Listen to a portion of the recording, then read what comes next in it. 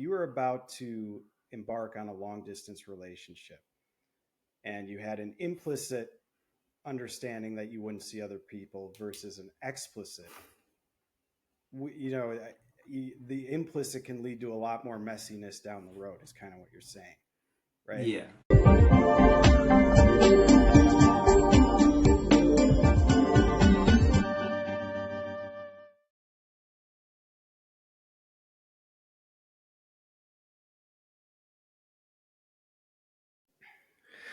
Hello, and welcome to this episode of Let Me Ask You This, brought to you by the California Association of REALTORS. My name is Matt Roberts. I'm the CAR, Federal and Local Government Affairs Director. Joining me, as always, is my colleague, Mike Falk, CAR's Public Policy Economist. And Mike, this week, we're continuing our mini-series on Fannie Mae and Freddie Mac, what they do, why they're beneficial for the consumer, why they're so important for the mortgage market. And Mike, this week, we have a special guest from the National Association of REALTORS, Ken Fears, the NAR Director of Conventional Housing, Finance, and Valuation. Ken, thank you for joining us this week. Well, thanks for having me, Matt and Mike. I appreciate it as always, and a great topic, very timely one. It is. The Fannie and Freddie are in the headlines a lot. The administration's looking at them and thinking about the future. So, Ken, this is the third episode in this mini-series about Fannie and Freddie. We talked about, their primary role for the consumer of making sure that mortgage capital is available. We talked a little bit about how they do that by buying mortgages, packaging them, guaranteeing them, selling them off. And what we wanted to talk to you about in this episode is the government guarantee behind Fannie Mae and Freddie Mac. So Wall Street's willing to take a lower interest rate. Mm-hmm. They're willing to accept loans in the mortgage-backed security with perhaps lower credit score and lower down payment than if the mortgage-backed securities were sold by, say, just Bank of America or JP Morgan or Wells Fargo. But let's dig a little bit deeper. How do you look at the government guarantee behind Fannie and Freddie? Great question. So the government guarantee is really kind of the glue that keeps the entire housing finance system in the United States that is so unique and frankly envied by the rest of the world. It's the glue that really keeps it going. So without it, rates would be much higher, as you pointed out. But in a crisis, they would be dramatically higher. And oftentimes that housing finance would shut down altogether. The mortgages just wouldn't be available, which would make those slowdowns that much worse. Okay. So you mentioned the crisis. And if you've been doing this long enough, which unfortunately I know you and I have, you think of COVID, you think of 2007, 2008, the whole global financial crisis period. Yeah. You're saying that really it was the government guarantee that allowed Fannie Mae and Freddie Mac to continue to make mortgages when maybe the rest of lenders weren't making the mortgages at that time. That's right. And it's not just big examples like that, but like, say, the fires in Southern California, the floods in Eastern Carolina, or even when Silicon Valley Bank went down. For a short time, there was great concern that all banks were going to have the same issue. So for about 3 days, bank lending basically shut down. And if you could find a loan, it was 3 to 5 percentage points higher than conventional. So again, it's that stability that is so key that the GSEs and their guarantee provide. Yeah. So Ken, you talked about the stability. One of the things that I think is interesting about Fannie and Freddie is this explicit guarantee as opposed to an implicit guarantee. And in the past, I've talked about, I've kind of joked around about the differences between implicit and explicit, but I'm wondering if you could kind of just talk us through really how big a gap or how much of a difference an explicit guarantee is than an implicit guarantee and how that helps keep the mortgage market going. Sure. So, great question. And it actually gets a little bit more complicated than that too. So, with the explicit government guarantee, with the explicit government guarantee, the government, by contract, in writing, is saying we will pay this debt back no matter what. Now, there are nuances there. There are a number of different explicit government guarantees. So the Treasury is one on their debt. The United States Treasury bills or bonds, there's a guarantee. FHA, VA, and rural-backed mortgages have a guarantee. Now, Right. Treasuries is the highest, and a lot of investors, because the sheer dollar volume, how big mortgages are and how big mortgage-backed securities get, because they're bundles of mortgages, they want the tightest, the very strongest explicit. Now, after explicit, you have implicit, where it's not in writing, it's not set in stone. But there are either certain assertions or assumptions that back them up. So in this case, a lot of investors prior to 2008 assumed, well, Fannie Mae and Freddie Mac are so big, the government could not let them go down. And that's what we saw in 2008, is all of a sudden investors realized, oh, wait a minute, I might not get my money back. And so Fannie Mae and Freddie Mac stocks just tumbled dramatically. But at the same time, their cost to borrow and turn around and share that money with consumers shot up. Okay. And that's when the government had to step in. Right. Well, and clearly Wall Street was correct that the implicit government guarantee was in fact there, and they did step in. But let me ask you this: to the Wall Street investor, why do I care if there's an implicit or explicit guarantee? If I know the government's going to step in no matter what, what's the difference?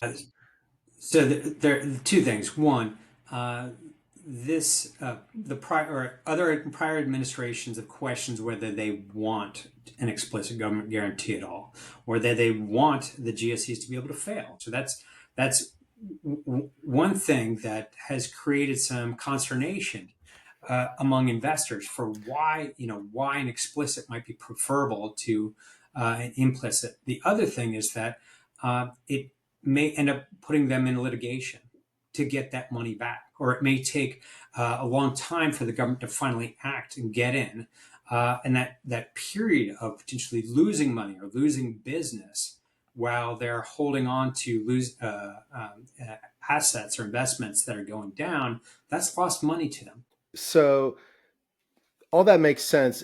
And I guess, correct me if I'm wrong on this, the way that winds up impacting the consumer is that if I'm the investor, if it's implicit, it creates uncertainty. And that uncertainty has a cost to it, which I'm going to require a higher return as an investor. And that higher return means that the borrower is going to have to pay a higher rate.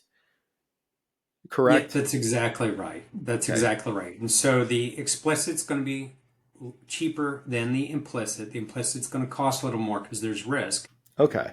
So to bring all this back home, if I were to give a metaphor for this, it would, and correct me if I'm wrong, King, it would be like if you were about to embark on a long distance relationship and you had an implicit understanding that you wouldn't see other people versus an explicit, the implicit can lead to a lot more messiness down the road, is kind of what you're saying, right? Yeah. Yeah. A lot of uncertainty, instability, second guessing. This all sounds familiar. Yes. Yeah, exactly. I'm sorry that sounds familiar to you, Mike. Although I think we've all been there. Yeah. So Ken, let me ask you this. You mentioned that there's like a cohort of thinkers, policymakers out there that want to see the market kind of, regulate itself. You mentioned get a little bit more tension in the system. I'm curious about what the end game for that looks like, because everything we've talked about so far would indicate that level of tension in the system would really hurt consumers. So, Yeah. I'm interested kind of in the thought process and where that comes from. Well, I think it's and that's a really good question, because it's one that continues to exist after nearly 2 decades of discussing this issue. So I think at the heart of it is a false assumption that if Fannie Mae or Freddie Mac goes down, there's another person who can step in, and that there's like this deep market of players, just like Fannie Mae and Freddie Mac, who can step in. And that's a false assumption. Fannie Mae and Freddie Mac were essentially created by the federal government because no other financial entity or bank could provide the liquidity or the guarantee the market, a national market, the way they do. So they were provided special treatment and this implicit guarantee to allow them to continue to make mortgages all the way across the country. And whenever they incurred costs, inevitably there will be defaults, no matter how high of a standard they maintain. There will be defaults because of job losses and crisis. Well, they can spread those costs over the entire market, over the entire nation, those revenues. Mm-hmm. So if you have a recession in one area, you're likely not to in the other regions of the country, so they can spread those costs. Likewise, if you have the great financial crisis, well, they take those losses for a year or two, but then they spread them out over the next 10, 15 years. So that's very unique. No bank, no financial company can do that, right? Well, and if you were around during 08, 09, 2010, even 2011, there really is the perfect example of how the market can't function without Fannie and Freddie, because you had the players wasn't there. Yeah, they walked away. They were offering loans 300, 3%, 4%, 5% above what Fannie and Freddie were offering, which is basically a bank saying, we don't want to make a loan. Yeah. And at the same time, they raised their standards. So if you were 620, forget about it. Like those people getting loans at 3 to 5 percentage points higher, they were 700, 720 plus with reserves. So it's two dimensions that you would see the market shrink in without them. Well, so let me ask you, you talked about, some people thinking that the government guarantee isn't perhaps necessary, but you didn't mention really the real estate industry. I'm curious, from the real estate industry, not just the realtors, but lenders, investors in the mortgage-backed securities themselves. What does the real estate industry think of the government guarantee? I think that the industry has always been in lockstep. This is critical. This is lifeblood to our housing finance system. Without it, it just won't function. And really, again, this is a system that is the envy of the world. When you look at the other countries that are coming online and developing their housing finance systems, they're modeling it based on our system, not the other way around. Talk about our housing system being sort of the envy of the world. And Matt and I try to focus on making very explicit a lot of the consumer benefits of our housing market, excuse me. I wonder if you could just talk a little bit about some of those benefits besides the lower interest rates that the system as we have it now provides for consumers. Sure. Yeah. So lower interest rates, low down payments, the 3% down loans, that's very unique. That was really pioneered here domestically. It's been slowly adopted around the world, but it's definitely not available everywhere. The 30-year fixed rate mortgage is so very unique to the United States. You'll find 30 or 40-year loans around the rest of the world, but they're more like a commercial loan. They'll adjust every 3 to 5 years, and then you get the market rate. The vast majority of the world, Europe in particular, they use ARMs, adjustable rate mortgages. Beyond the 30-year fixed rate mortgage, you've got the ability just to lock in a rate in advance. Yeah. That's very unique. That's again unique to the United States. That ability to lock in a rate in advance, and it's because of this unique plumbing that Fannie Mae and Freddie Mac and FHA have developed behind the scenes that allow our market to do that. So. I know that's a long answer to your short question, but and I could go on. No, I mean, there's just so many benefits.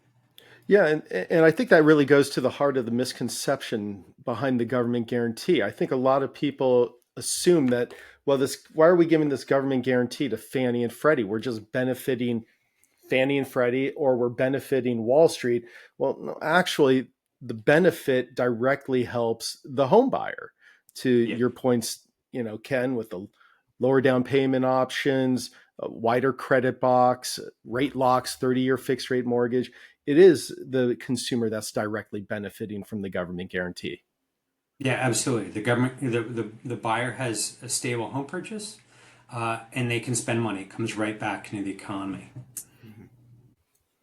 So, Ken, I think that we've pulled the curtain back on a lot of ways that the government guarantee helps the mortgage market and helps consumers. Can you think of any other misconceptions that are out there, or snags where people might still kind of get confused about how it works? Yeah, sure. One important one is a misperception that the government's on the hook for any losses on these loans. And it's important to keep in mind that any loan with less than 20% down that's guaranteed by Fannie Mae and Freddie Mac has to have private mortgage insurance. In addition, there's billions of dollars from reinsurance companies, as well as Fannie Mae and Freddie Mac's own holdings, currently of about $90 billion that has to be burnt through before the government is ever on the hook. After the end of conservatorship, when they're fully capitalized, it'll be closer to the $200 billion that would have to burn through before the government was ever on the hook. So really, the government is in this way back reserve spot that just gives the investors the confidence that the whole system is organized right because the government is willing to get it in play. Okay, so they have to go through a lot of layers before they get to any taxpayer dollars. That's correct. So Ken, let me ask you this: if you were somebody who is brand new to learning about Fannie Mae and Freddie Mac and the government guarantee, what would be the one thing that you'd want them to take away with understanding the importance of the government guarantee? So that government guarantee is really the glue that keeps this unique system together. And without this system of financing for about half of all mortgages wouldn't be available. So if you went to the closing table to buy your home, about 50% of the time you wouldn't be able to get funding. And if you had any kind of blemish, a slightly lower credit score, lower down payment, not only might it not be there, if it was available, it would be far more costly. Okay. Well, Ken, that was great. And actually, I think that kind of sets up real well for the next episode because we're going to want to talk about the hurdles and the steps that really need to be taken to take Fannie and Freddie out of conservatorship and addressing and making sure that the government guarantee is done correctly may just be the biggest issue that they'll have to deal with. All right. Thank you for joining us this week, Ken. Ken, this was great. We really enjoyed having you on. Ken. Well, thanks for having me. It was a great conversation. Yeah. Thank you for joining us as well. And Deanne, good luck editing this. We'll see you on the next episode of Let Me Ask You This. And thank you.